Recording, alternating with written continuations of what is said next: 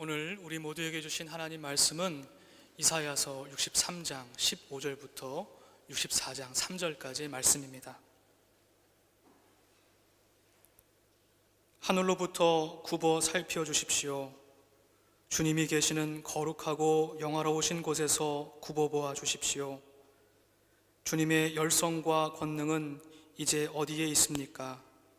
이제 나에게는 주님의 자비와 긍휼이 그쳤습니다. 주님께서는 우리의 아버지이십니다. 아브라함은 우리를 모르고 이스라엘은 우리를 인정하지 않는다 하여도 오직 주 하나님은 우리의 아버지이십니다. 옛적부터 주님의 이름은 우리의 속량자이십니다. 주님, 어찌하여 우리를 주님의 길에서 떠나게 하시며 우리의 마음을 굳어지게 하셔서 주님을 경외하지 않게 하십니까?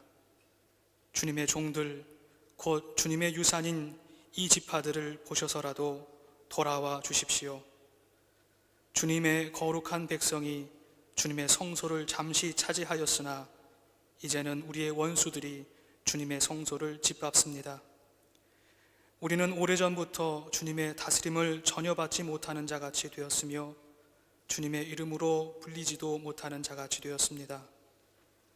주님께서 하늘을 가르시고 내려오시면 산들이 주님 앞에서 떨 것입니다. 마치 불이 섭을 사르듯 불이 물을 끓이듯 할 것입니다. 주님의 대적들에게 주님의 이름을 알게 하시고 이방 나라들이 주님 앞에서 떨게 하여 주십시오. 주님께서 친히 내려오셔서 우리들이 예측하지도 못한 놀라운 일을 하셨을 때에 산들이 주님 앞에서 떨었습니다. 아멘. 하나님의 말씀입니다. 오늘 우리가 함께 읽은 이사야의 말씀은 예레미야 애가 시편 74편 또는 79편과 같은 공동체적 탄원시, 공동체적 탄원의 기도입니다. 우리는 오늘 본문의 말씀 속에서 하나님의 구원하심과 도우심을 간절히 구하는 이스라엘 백성들의 목소리를 듣게 됩니다. 말씀을 읽어 내려가면서 우리는 우리 안에 깃들여 있는 깊은 절망, 그리고 동시에 하나님, 우리를 구원해 주십시오, 우리를 이끌어 주십시오 하는 진실한 열망 또한 보게 됩니다. 말씀을 사이에 두고 이스라엘 백성들의 삶과 우리의 삶이 서로 마주보게 되고요, 그들의 기도와 우리의 기도가 서로 마주보게 됩니다. 우리는 먼저 이스라엘 백성들이 어떠한 상황 속에서 하나님께 이렇게 간절히 기도하는가를 묻게 됩니다. 이에 이사야의 전체의 구조를 한번 살펴보고자 합니다. 이사야서는 크게 세 부분으로 나뉘어져 있습니다. 먼저 1장부터 39장까지, 40장부터 55장까지, 56장부터 66장까지 이렇게 크게 세 부분으로 나누어집니다. 보통의 성서학자들은 이 구분의 준거로서 각각의 성서 본문들이 가지고 있는 시대적인 배경과 상황, 말씀의 내용과 주제들이 서로 상이함을 그 증거로 듭니다. 먼저 첫 번째 부분인 1장부터 39장까지는 바벨론 포로기 이전에 기원전 8세기 상황을 배경으로 이스라엘 백성들과 열방을 향한 하나님의 무서운 심판의 메시지를 다루고 있습니다. 그러나 다음 부분인 40장부터 55장까지는 바벨론 포로기를 배경으로서 그들을 향한 하나님의 위로와 공동체 회복에 대한 메시지가 주를 이루고 있습니다. 그리고 마지막 부분인 56장부터 66장까지의 말씀은 흔히 제3 이사야라고 불리며 포로기 이후의 예언을 담고 있습니다. 이렇게 이사야서는 약 400년이 넘는 장구한 시간 동안에 형성되고 기록된 것을 우리는 확인해 볼 수 있습니다.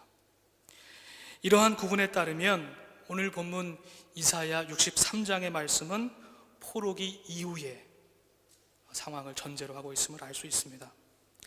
구체적으로 살펴보면 당시 이스라엘 백성은 포로에서 귀환했지만 여전히 늦춰지는 공동체의 회복, 그 구원의 약속에 대한 희망의 위기, 그들의 속도에 맞지 않은 늦어지고 있는 구원의 성취에 대한 절망 속에 빠지게 되었습니다. 즉 하나님의 구원의 약속과 성취 사이에서, 그 약속에 대한 신뢰와 희망 사이에서, 그리고 의심과 불안 사이에서 방황하게 된 것입니다. 이는 종교적 영역과 사회적 영역 모두에게 큰 영향을 미쳤습니다. 먼저 종교적인 상황인데요, 오늘 본문 18절에 기록된 것과 같이 하나님의 현존을 상징하는 성전은 여전히 파괴된 채 남아 있었고, 종교적인 타락과 우상 숭배가 계속되었습니다. 어떤 이들은 몰록을 섬겼고, 어떤 이들은 행운의 신인 갓을 섬겼고, 운명의 신인 문의를 섬겼습니다. 야훼 신앙 자체가 그 뿌리에서부터 흔들리게 된 것입니다. 게다가 이들을 바로잡아줄 제사장들도 가증한 우상 숭배를 즐겼다고 성경은 말합니다. 마치 모세가 시내산에서 하나님으로부터 십계명을 받을 때에 아론과 이스라엘 백성들이 금송아지를 만들어서 그것을 하나님을 대신하는 어떤 것으로 섬겼던 것과 같습니다. 그 사이를 기다리지 못하는 것이죠. 그뿐 아닙니다. 귀한 공동체의 사회는 여러모로 끊임없는 분열과 갈등의 요소를 가지고 있었습니다.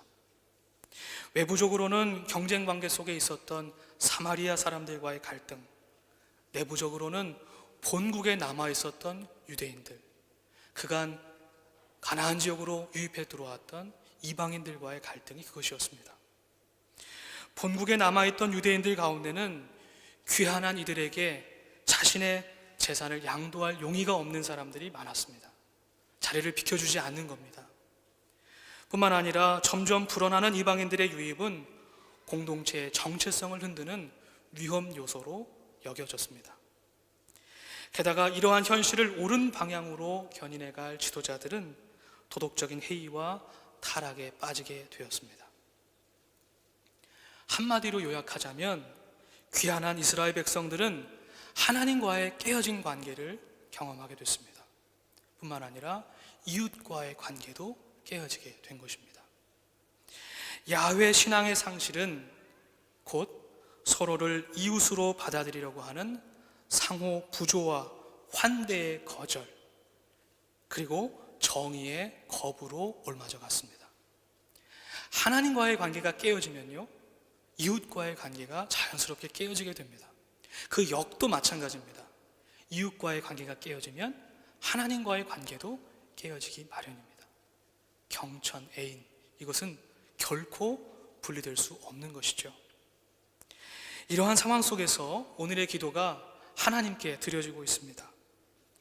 오늘 본문에 담긴 기도는 참으로 단순하고 친밀하며 솔직하게 여겨집니다. 우리의 기도도 그러해야겠다라는 생각이 듭니다. 물론 오늘의 본문에 담긴 기도가 이상적인 기도는 아닙니다. 오늘 본문 17절 말씀과 같이 하나님에 대한 원망과 왜곡도 담겨 있습니다. 이 기도 속에는 하나님을 향한 긴급한 요구와 조바심, 동시에 간절한 신뢰와 인내가 서로 긴장을 이루고 있습니다. 이 기도 속에는 하나님의 침묵을 깨뜨리려고 하는 요청과 더불어서 하나님의 침묵 가운데 우리에게 무엇을 말씀하시는가를 들으려고 하는 믿음의 마음이 함께 섞여져 있습니다. 더불어 63장 15절, 64장 1절의 말씀처럼 기도를 들으시는 하나님을 하늘에 계신 하나님, 초월적인 존재로 묘사하기도 하고, 16절의 말씀과 같이 우리의 아버지로서, 친밀한 존재로서, 내재적인 존재로서 묘사하기도 합니다. 이 안에도 역시 긴장이 있습니다. 이러한 긴장은 여러분 무엇을 의미하는 것일까요? 저는 이것이 우리의 기도가 완벽할 수 없다는 것을 드러내준다고 생각합니다. 우리의 부족한 언어로는 하나님과 연결될 수 없다는 사실을 보여주는 것이죠. 동시에 이것은 우리의 기도가 단순히 우리들의 신앙과 삶의 문제, 우리가 경험하는 어려운 상황과 처지, 그에 따른 우리의 솔직한 생각과 감정에 대한 표현이나 요구, 그 자체가 아니라 더욱 본질적으로 우리의 기도는 우리가 다 헤아릴 수 없는 신비이신 하나님을 배워가는 과정이라는 사실을 보여줍니다. 이스라엘 백성들은 이러한 기도를 통해서 하나님께 가까이 나아가고 있고 하나님을 배워가고 있습니다.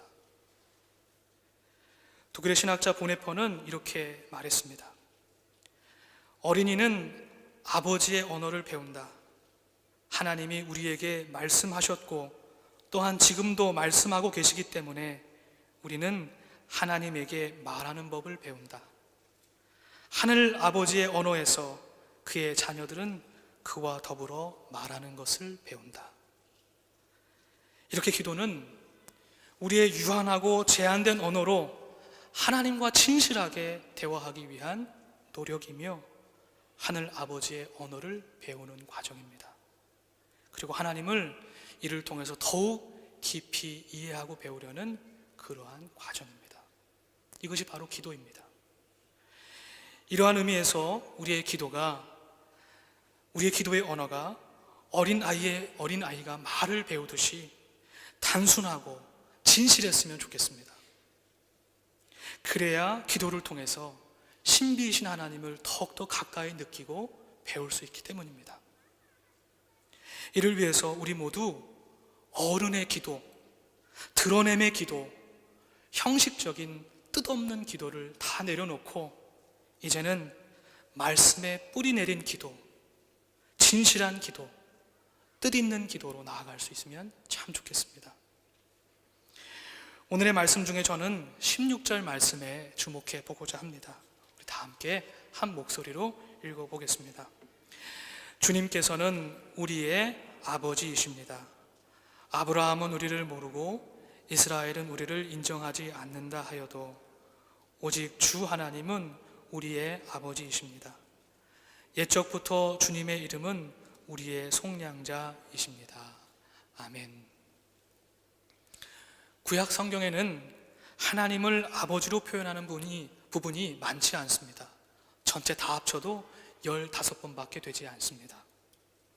성서학자들은 이러한 이유를 고대 수메르인의 우르의 찬가나 마르둑 찬가와 같은 고대 근동의 신화나 가나안의 종교의 신화들 속에서 신을 향해 그들도 마찬가지로 아버지라고 하는 호칭을 했기 때문이다 라고 봅니다.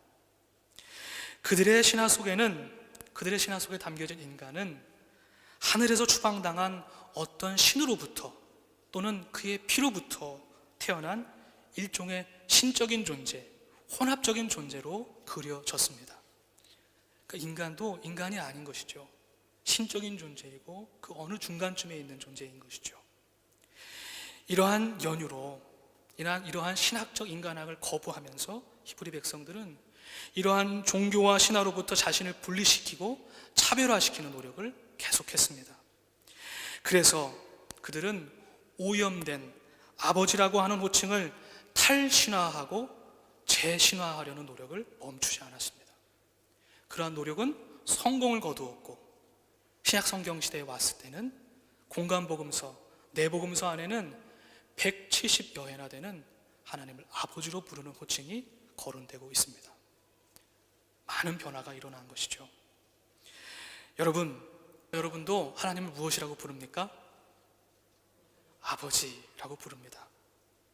로마서 8장 14절 15절에 말씀한 것처럼 우리는 하나님의 성령의 인도하심에 따라 하나님을 아버지로 고백하고 부르고 있습니다.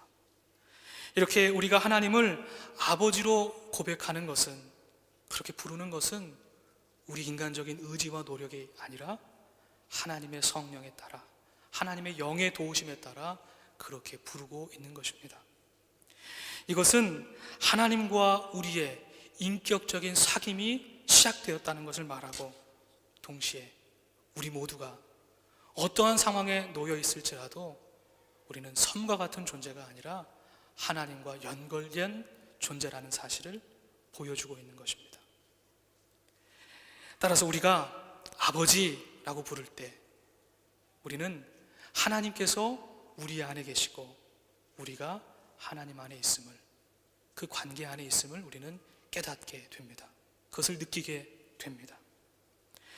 하나님은 지금 이 순간에도 자녀된 우리들을 보고 계시고 우리의 문제에 민감하게 반응하시고 그의 눈은 언제나 우리가 고난받는 그 고난을 바라보고 계시고 그의 눈은 우리가 울부짖는 소리에 언제나 향하고 계심을 우리는 믿고 있습니다. 그렇습니다. 우리 하나님은 우리의 삶의 한복판에 계시며 자비와 친절과 온유로 우리를 돌보아 주시는 아버지이십니다. 이러한 아버지 하나님을 향해 마치 어린아이가 어버이의 돌봄을 확고하고 침착하게 신뢰하듯이 우리도 하나님을 그렇게 믿고 신뢰할 수 있으면 좋겠습니다. 하나님을 그러한 마음으로 존경하고 존중하며 신뢰하며 그 인격적인 사귐 안에 있기를 원합니다. 사랑하는 성도 여러분, 우리 모두가 이러한 아버지의 하나님의 돌보심에 우리 자신을 의탁하고 삶의 문제, 죽음의 문제, 현재와 미래의 문제 모두를 하나님께 맡겨드릴 수 있기를 원합니다. 그러면 아버지이신 하나님께서 우리 안에서 우리가 예측할 수 없는 놀라운 일들을 펼쳐주시고 우리를 구원해 주실 줄로 믿습니다. 이번 한 주간 우리 아버지 되신 하나님과 함께 더불어 동행하는 복된 시간을 살아가시기를 주님의 이름으로 간절히 축복합니다. 시간 오늘 말씀의 기초에서 함께 마음으로 고백하는 찬양 하나님 앞에 올려드리기를 원합니다. 아바 아버지라는 찬양인데요, 우리가 어려운 삶의 순간을 만날 때마다 하나님 아버지라고 고백하면서 그 모든 고난의 시간을 뚫고 일어서는 저와 여러분들에게 소망합니다. 함께 믿음으로 고백하겠습니다. 아바 아버지, 아바 아버지, 아바 아버지, 나를 안으시고 바라보시는 아바 아버지, 아바 아버지, 아바 아버지, 나를 도우시 힘주시는, 다시 한번 고백합시다. 아바 아버지, 아바 아버지, 아바 아버지, 나를 안으시고 바라보시는 아바 아버지, 아바 아버지, 아바 아버지, 나를 도우시고 힘주시는 아버. 주는 내 마음을 고치시고, 주는 내 마음을 고치시고, 볼 수 없는 상처 만지시네. 나를 아시고, 나를 아시고, 나를 이해하시네. 내 영혼 새롭게 세우시네.